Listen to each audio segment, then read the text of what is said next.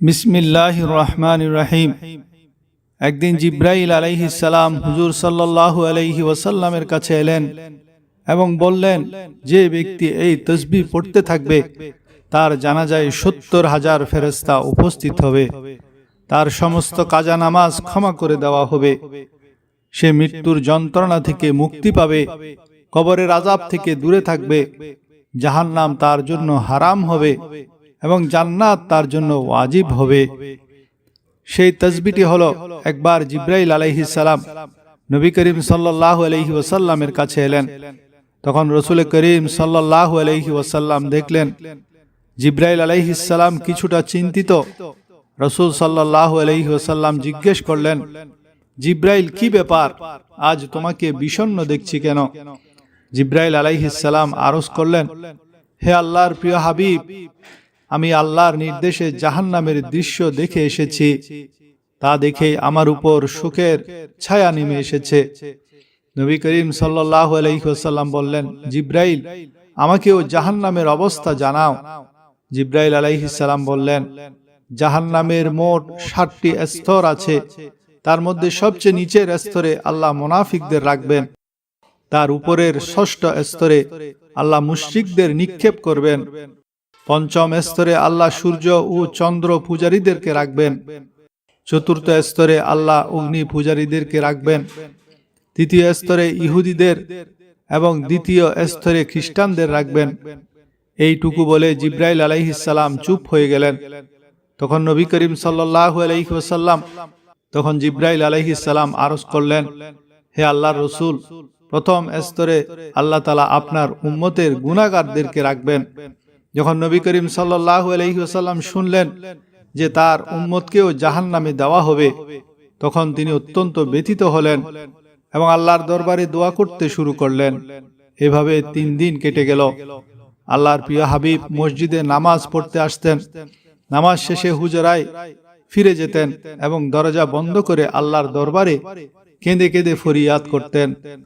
সাহাবায়ে কেরাম অবাক হয়ে ভাবছিলেন, নবীজির উপর এই কেমন অবস্থা ভর করেছে। তৃতীয় দিন যখন হলো, তখন সৈয়দনা আবু বকর সিদ্দিক রাদিয়াল্লাহু তাআলা আনহু আর ধৈর্য ধরতে পারলেন না। তিনি হুজরার দরজায় এসে করাঘাত করলেন, সালাম দিলেন, কিন্তু সালামের উত্তর এলো না। তিনি কাঁদতে কাঁদতে ওমর রাদিয়াল্লাহু তাআলা আনহুর কাছে গিয়ে বললেন, আমি সালাম দিয়েছি কিন্তু উত্তর পাইনি, আপনি যান, হয়তো আপনি সালামের উত্তর পেতে পারেন।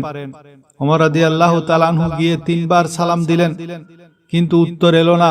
এরপর তিনি সালমান ফারসি রাদিয়াল্লাহু তাআলা আনহুকে পাঠালেন, তবুও উত্তর পাওয়া গেল না। সালমান ফারসি রাদিয়াল্লাহু তাআলা আনহু পুরা ঘটনা হযরত আলী রাদিয়াল্লাহু তাআলা আনহুকে জানালেন। আলী রাদিয়াল্লাহু তাআলা আনহু ভাবলেন, যখন এত বড় ব্যক্তিত্বরা সালামের উত্তর পাননি, তখন আমারও একা যাওয়া ঠিক হবে না, বরং নবীজির নয়নমণি কন্যা ফাতেমা রাদিয়াল্লাহু তাআলা আনহাকে ভেতরে পাঠানো উচিত। ফাতেমা রাদিয়াল্লাহু তাআলা আনহাকে সব অবস্থা জানানো হলো। তিনি হুজরায় দরজায় এসে বললেন, আব্বাজান, আসসালামু আলাইকুম। মেয়ের কণ্ঠস্বর শুনে বিশ্বনবী উঠলেন, দরজা খুললেন এবং সালামের উত্তর দিলেন। ফাতেমা রাদিয়াল্লাহু তাআলা আনহা জিজ্ঞেস করলেন, আব্বাজান, আপনার কি হয়েছে যে ৩ দিন ধরে আপনি এখানে অবস্থান করছেন? নবী করিম সাল্লাল্লাহু আলাইহি ওয়াসাল্লাম বললেন, জিব্রাইল আমাকে জানিয়েছেন যে আমার উম্মত জাহান্নামে যাবে। মা ফাতেমা, আমার উম্মতের গুনাহগারদের কথা ভেবেই আমি ব্যথিত এবং আমি আমার রবের কাছে দোয়া করছি যেন তিনি তাদের ক্ষমা করেন এবং জাহান্নাম থেকে মুক্তি দেন। এই বলে তিনি আবারও সিজদায় গিয়ে কাঁদতে লাগলেন, ইয়া আল্লাহ, আমার উম্মত, ইয়া আল্লাহ, আমার উম্মতের গুনাহগারদের উপর রহম করো, তাদের জাহান্নাম থেকে মুক্তি দাও। এমন সময় নির্দেশ এলো, ওয়ালা সাউফা ইউতিকা রাব্বুকা ফাতারদা, হে আমার প্রিয় হাবিব, দুঃখ করবেন না, আমি আপনাকে এত বেশি দেব যে আপনি সন্তুষ্ট হয়ে যাবেন। নবীজি খুশিতে উজ্জ্বল হয়ে উঠলেন এবং বললেন, হে লোক সকল, আল্লাহ আমার সাথে ওয়াদা করেছেন যে কিয়ামতের দিন তিনি আমাকে আমার উম্মতের ব্যাপারে সন্তুষ্ট করবেন, আর আমি ততক্ষণ পর্যন্ত সন্তুষ্ট হব না যতক্ষণ না আমার শেষ উম্মতটিও জান্নাতে প্রবেশ করবে না। সুপ্রিয় দর্শক, এই তাসবিহ পাঠ করলে আল্লাহ তাআলা বান্দার সমস্ত গুনাহ মাফ করে দেন। এটি সকল নবীদের অত্যন্ত প্রিয় তাসবিহ। এর বরকতে বান্দা আর গুনাহগার থাকে না এবং কবরের অবধারিত আযাব দূর হয়ে যায়। এটি পাঠ করলে তার মাগফিরাতের জন্য 70,000 ফেরেশতা জমিনে নেমে আসেন এবং তার জন্য রহমতের দোয়া করেন। বলা হয়েছে, যখন বান্দা এই তাসবিহ পড়ে তখন সে আল্লাহর সন্তুষ্টির অতি নিকটে পৌঁছে যায়। আজরাইল আলাইহিস সালামের পক্ষ থেকে তার প্রতি কোমলতা প্রদর্শিত হয়। তিনি এতই নরমভাবে রূহ কবজ করবেন যে কোনো কষ্টই হবে না। মনে হবে একটি শীতল বাতাস শরীর স্পর্শ করে গেল। যে তাসবিহ পড়ে আপনি সারাদিন আল্লাহর সন্তুষ্টি অর্জন করেছেন, কবরে তা আপনার সাথে নূর হয়ে থাকবে। এই নূর আপনার কবরকে জান্নাতের বাগানের মতো আলোকিত করে দেবে এবং কিয়ামত পর্যন্ত এই আলো আপনার সাথে থাকবে। এটি আপনার আখিরাতকে সুন্দর করার মাধ্যম হবে এবং কিয়ামতের দিন আল্লাহর দরবারে আপনার জন্য সুপারিশ করবে। একদা আমিরুল মুমিনিন হযরত আলী রাদিয়াল্লাহু তাআলা আনহু মসজিদে বসা ছিলেন। এক ব্যক্তি এলো যার চেহারায় ভয়, দুশ্চিন্তা এবং অস্থিরতা ফুটে উঠেছিল। সে এসে বলল, হে আমিরুল মুমিনিন, আমি অনেক গুনাহ করেছি, আমার অন্তর শক্ত হয়ে গেছে, চোখ শুকিয়ে গেছে, অশ্রু আসে না, আমি কোথাও শান্তি বা সুখ পাই না। আমি তওবা করতে চাই, কিন্তু মন সায় দেয় না, আর সিজদায় মনে বসে না, মন বসে না। আমিরুল মুমিনিন, আল্লাহ কি আমার মতো গুনাহগারকে ক্ষমা করবেন? হযরত আলী রাদিয়াল্লাহু তাআলা আনহু মায়া ভরা নজরে তার দিকে তাকালেন এবং বললেন, হে আল্লাহর বান্দা, তোমাকে কে বলেছে যে আল্লাহ তোমার উপর রাগান্বিত? তুমি কি সেই রবকে চেনো না যিনি বান্দার সিজদার আগে তার চোখের পানি দেখেন? তুমি তো তার দরবারের ভিখারি, আর সেই রব কখনো তার দয়ার ভিখারিকে খালি হাতে ফেরান না। এরপর তিনি বললেন, আমি তোমাকে নবী করিম সাল্লাল্লাহু আলাইহি ওয়াসাল্লামের একটি কথা শুনাই। রাসূল সাল্লাল্লাহু আলাইহি ওয়াসাল্লাম বলেছেন, যখন কোনো বান্দা রাতের অন্ধকারে মানুষের কাছ থেকে লুকিয়ে আল্লাহর দরবারে আসে এবং কাঁদে, তখন আল্লাহ ফেরেশতাদের বলেন, সাক্ষী থাকো, এটি আমার সেই বান্দা যে আমাকে লজ্জা করে নির্জনে আমাকে ডেকেছে। আমি তার ফরিয়াদ শুনলাম এবং তার গুনাহ মাফ করে দিলাম। হযরত আলী রাদিয়াল্লাহু তাআলা আনহু আরো বললেন, যে রব গুনাহে নিমজ্জিত ব্যক্তির জন্য ক্ষমার ওয়াদা করেছেন, তিনি তোমাকে কেন ক্ষমা করবেন না? তুমি তো অনুতপ্ত, তুমি তো ভীত, তুমি তার রহমতের আশাবাদী। শোনো, তোমার এই অনুশোচনায় আল্লাহর দরজার কড়া নেড়েছে। এখন আর দেরি করো না, ওযু করো এবং 2 রাকাত অনুতাপের সালাতুত তাওবার নামাজ পড়ো আর বলো, ইয়া আল্লাহ, আমি তোমার ছাড়া আর কারো নই। আমি নিজের উপর জুলুম করেছি, কিন্তু তুমি পরম দয়ালু। আমি ফিরে এসেছি, আমাকে আপন করে নাও। আর শোনো, যদি তোমার চোখ দিয়ে পানি নাও বের হয়, তবে হৃদয়ের ভেঙে যাওয়াই হলো চোখের পানির চেয়ে বড় সিজদা। হযরত আলীর কথা শুনে সেই ব্যক্তি ডুকরে কেঁদে উঠল এবং সিজদায় পড়ে বলতে লাগলো, ইয়া আল্লাহ, আমি গুনাহগার ঠিকই, কিন্তু তোমার দরবার ছাড়ব না। আলী রাদিয়াল্লাহু আসমানের দিকে তাকিয়ে বললেন, হে আল্লাহ, এটি তোমার সেই বান্দা যে তোমার দয়া প্রার্থী। তুমি গফুরুর রহিম, তুমি ক্ষমাশীল, তার অশ্রু কবুল করো।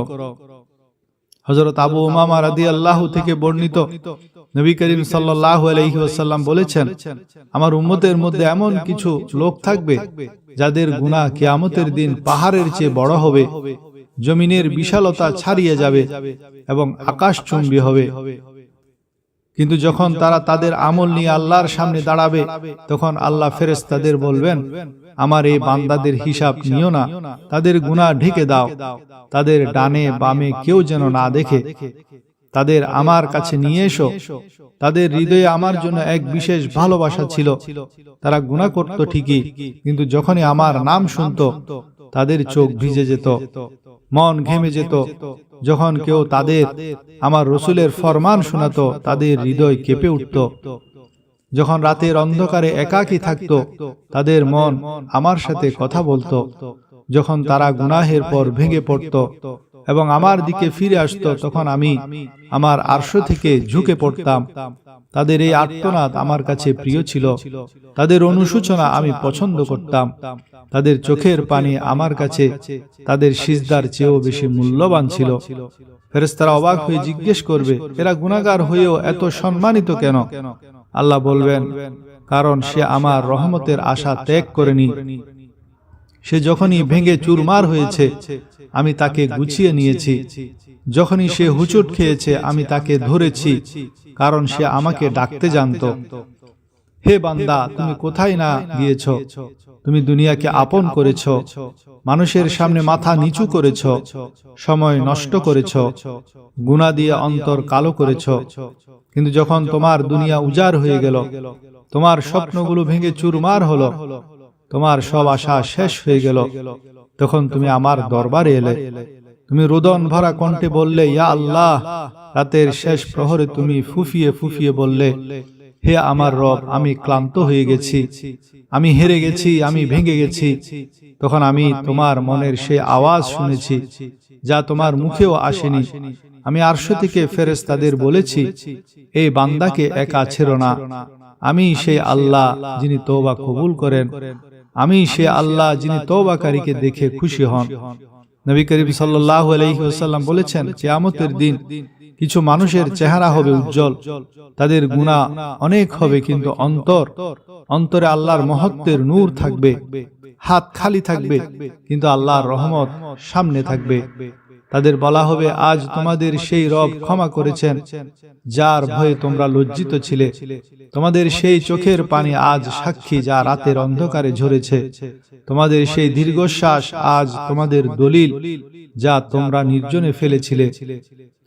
এরপর রাসূলুল্লাহ সাল্লাল্লাহু আলাইহি ওয়াসাল্লাম বললেন, আল্লাহ তাআলা বলেন, হে মানুষ, যদি তুমি সারা পৃথিবী সমান গুনাহ নিয়েও আমার সামনে আসো এবং আমার রহমত থেকে নিরাশ না হও, তবে আমি তোমাকে পৃথিবী সমান মাগফিরাত দান করব। আপনি সেই আল্লাহ যিনি অন্তরের খবর জানেন।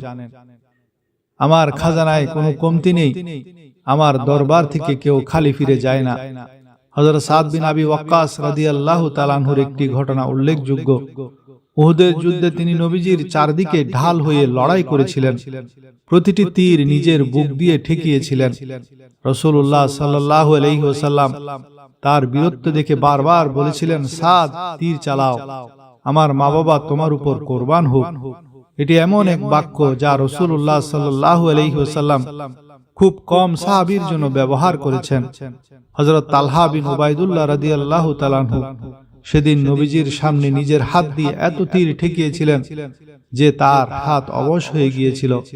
নবীজি বলেছিলেন, যে ব্যক্তি আজ কোনো জান্নাতি মানুষকে দেখতে চায় সে যেন তালহাকে দেখে। এই ঘটনাগুলো আমাদের মনে করিয়ে দেয় যে কোরবানি শুধু মাল বা সময়ের নয়, বরং জান দিয়ে নবীজির মহব্বতের হক আদায় করাই হলো ঈমানের সেই উচ্চতা। বুখারী শরীফের 6405 নং হাদিসের বর্ণনা। আবু হুরায়রা রাদিয়াল্লাহু তাআলা আনহু থেকে বর্ণিত, রাসূলুল্লাহ সাল্লাল্লাহু আলাইহি ওয়াসাল্লাম বলেছেন, যে ব্যক্তি প্রত্যহ 100 বার সুবহানাল্লাহি ওয়া বিহামদিহি বলবে, তার গুনাহগুলি মাফ করে দেওয়া হবে, তা সমুদ্রের ফেনা পরিমাণ হলেও। সুনানে দারিমির 3465 নং হাদিসের বর্ণনা। আবুল হাসান মুহাজির হতে বর্ণিত, তিনি বলেন, জিয়াদের শাসনামলে এক ব্যক্তি কুফায় এলো। এরপর আমি তাকে হাদিস বর্ণনা করতে শুনলাম। তিনি রাসূলুল্লাহ সাল্লাল্লাহু আলাইহি ওয়াসাল্লামের সঙ্গে কোন এক সফরে ছিলেন। তিনি বলেন, আমার হাঁটু তার হাঁটুর সঙ্গে লাগানো ছিল। এমত অবস্থায় তিনি এক ব্যক্তিকে কুল ইয়া আইয়ুহাল কাফিরুন সূরা কাফিরুন পাঠ করতে শুনলেন। তখন তিনি বললেন, সে শিরিক থেকে মুক্তি পেল। আবার তিনি অপর এক ব্যক্তিকে কুল হুয়াল্লাহু আহাদ সূরা ইখলাস পাঠ করতে শুনলেন। তখন তিনি বললেন, তাকে ক্ষমা করা হয়েছে। সহিহ ইবনে হিব্বানের 2947 নং হাদিসের বর্ণনা। আমর বিন হুরাইস হাসান বিন আলী রাদিয়াল্লাহু তাআলা আনহুকে অসুস্থতার সময় দেখতে আসেন। তখন হযরত আলী রাদিয়াল্লাহু তাআলা আনহু সেখানে উপস্থিত ছিলেন। তিনি বলেন, নিশ্চয়ই আমি রাসূল সাল্লাল্লাহু আলাইহি ওয়াসাল্লামকে বলতে শুনেছি, তিনি বলেছেন, কোন মুসলিম ব্যক্তি যদি অপর কোন মুসলিম ব্যক্তিকে অসুস্থ অবস্থায় দেখতে যায়, তবে মহান আল্লাহ 70,000 ফেরেশতা পাঠান তার জন্য দোয়া ইস্তেগফার করার জন্য। সে দিনের যে কোনো অংশই দেখতে যাক না কেন তার জন্য ফেরেশতাগণ সন্ধ্যা পর্যন্ত দোয়া ইস্তেগফার করতে থাকেন। অনুরূপভাবে সে রাতের যে কোনো অংশেই দেখতে যাক না কেন তার জন্য ফেরেশতাগণ সকাল পর্যন্ত দোয়া ইস্তেগফার করতে থাকেন। এবার আসুন সে আমল ও তাসবিহগুলো। প্রথমে নবী করিম সাল্লাল্লাহু আলাইহি ওয়াসাল্লামের উপর দরুদ শরীফ পাঠ করবেন, এরপর 100 বার সূরা ইখলাস পাঠ করবেন এবং 100 বার সুবহানাল্লাহি ওয়া বিহামদিহি এই তাসবিহটি পাঠ করবেন। সূরা ইখলাস এবং তাসবিহ পাঠের শেষে 33 বার আস্তাগফিরুল্লাহ রাব্বি মিন কুল্লি যামবি ওয়া আতুবু ইলাইহি পড়বেন। এরপর 7 বার সূরা মুজাম্মিল তেলাওয়াত করবেন। শেষে আবারও একবার দরুদ শরীফ পাঠ করবেন। এই আমলের বরকতে আপনার সমস্ত গুনাহ মাফ হবে এবং জান্নাত ওয়াজিব হবে। ইমাম ইবনে সাদ এবং বাইহাকি বর্ণনা করেছেন, তাবুক যুদ্ধের সময় একদিন সূর্য এমন এক অদ্ভুত জ্যোতি আর নূর নিয়ে উদিত হলো যা আগে কখনো দেখা যায়নি। জিবরাইল আলাইহিস সালাম এলেন এবং জানালেন যে মদিনায় মুয়াবিয়া বিন মুয়াবিয়া রাদিয়াল্লাহু নামে এক সাহাবীর ইন্তেকাল হয়েছে এবং তার জানাজায় 70,000 ফেরেশতা অংশগ্রহণের জন্য অবতীর্ণ হয়েছেন। কেন এই সম্মান? কারণ তিনি দিবা রাত্রি উঠতে বসতে অধিক পরিমাণে সূরা ইখলাস তেলাওয়াত করতেন। আসুন আমরা সকলে মিলে একবার দরুদ শরীফ পড়ি। আল্লাহুম্মা সাল্লি আলা মুহাম্মাদিন ওয়া আলা আলি মুহাম্মাদ কামা সাল্লাইতা আলা ইব্রাহিম ওয়া আলা আলি ইব্রাহিম ইন্নাকা হামিদুম মাজিদ। আল্লাহুম্মা বারিক আলা মুহাম্মাদিন ওয়া আলা আলি মুহাম্মাদ কামা বারাকতা আলা ইব্রাহিম ওয়া আলা আলি ইব্রাহিম ইন্নাকা হামিদুম মাজিদ। আল্লাহ তাআলা আমাদের সবাইকে নেক আমল করার তৌফিক দান করুন, আমাদের গুনাহগুলো মাফ করুন এবং কিয়ামতের দিন নবীজির শাফাআত নসিব করুন। আমিন ইয়া রাব্বাল আলামিন। যদি আপনার এই ভিডিওটি ভালো লেগে থাকে তবে লাইক ও শেয়ার করুন। কমেন্ট বক্সে আল্লাহর 99টি নামের মধ্যে যে কোনো একটি নাম লিখে শেয়ার করুন। আল্লাহ আমাদের সবার সহায় হন।